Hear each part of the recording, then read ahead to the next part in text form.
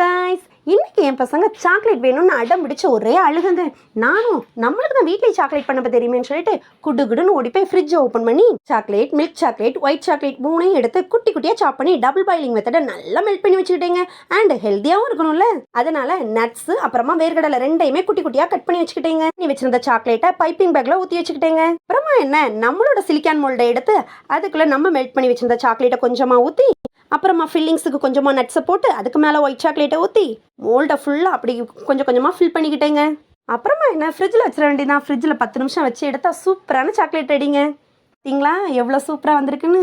சாப்பிட்டு பார்த்தா இன்னும் டேஸ்ட்டாக இருக்குங்க. என் பசங்க அடி பிடின்னு அவ்வளோத்தையும் ஒன்று ஒன்றா எடுத்து சூப்பராக சாப்பிட்டாங்கங்க. யார் மனசையும் கஷ்டப்படுத்தாமல் நம்ம வேலையை நம்ம கரெக்டாக பண்ணிகிட்டு இருந்தோம்னா கண்டிப்பாக நிச்சயமாக நம்ம ஒரு நாள் நல்லா இருப்போங்க. நான் இப்போலாம் ரொம்ப நல்லா இருக்கேங்க. டேஸ்டான ஹோம்மேட் சாக்லேட்ஸ் வேணுமா? டிஸ்கிரிப்ஷனில் இருக்க நம்ம வாட்ஸ்அப் நம்பருக்கு டெக்ஸ்ட் பண்ணுங்கள். Thanks for